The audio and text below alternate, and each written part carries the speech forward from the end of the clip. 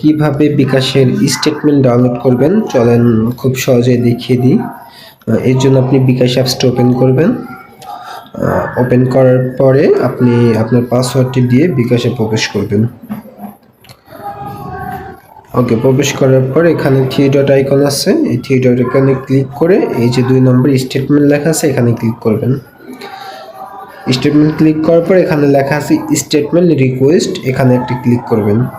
তো আমি আগে একটি স্টেটমেন্ট ডাউনলোড করছি এখানে, এই জন্য আমার এখানে এটা দেখাচ্ছে, আপনাদের দেখাবে না।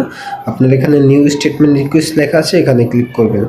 ক্লিক করার পর এখানে দুইটা অপশন পাবেন, সামারাইজ স্টেটমেন্ট এবং ডিটেলস স্টেটমেন্ট। আপনি যদি সংক্ষেপে কোনো স্টেটমেন্ট চান সেক্ষেত্রে সামারাইজ দিবেন, আর ডিটেলস চাইলে ডিটেলস দিবেন। আমি ডিটেলস দিলাম।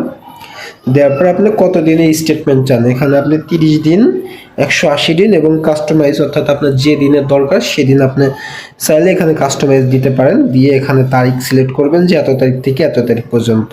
তো আমি সিম্পলি 30 দিনই দিলাম। 30 দিন দিয়ে এখানে কনফার্ম ক্লিক করলাম, তারপর আবার কনফার্মে ক্লিক করলাম। ওকে, এখানে কিন্তু আমার স্টেটমেন্ট রিকোয়েস্ট সাবমিট হয়ে গেছে। এখানে কিন্তু আমাকে 1 টাকাও চার্জ কাটে নাই কোনো প্রকার। তারপর আপনি ব্যাকে যাবেন।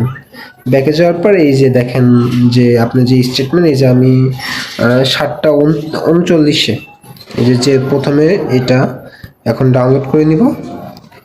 তো ডাউনলোড করতে গেলে আপনার এখানে একটা পাসওয়ার্ড চাইবে। এখন পাসওয়ার্ডটা কি দিবেন? পাসওয়ার্ডটা আপনার যে ফোন নাম্বারটা আছে, বিকাশ ফোন নাম্বারটা, ওইটা দিয়ে দিবেন। তো আমি আমার বিকাশ ফোন নাম্বারটা বসিয়ে দিচ্ছি এখানে। এই দেখেন, আগে ওপেন করছি, এখানে কিন্তু আপনার পুরো স্টেটমেন্ট এখানে ডকুমেন্ট আকারে পেয়ে গেছেন, পুরো 1 মাসের স্টেটমেন্ট।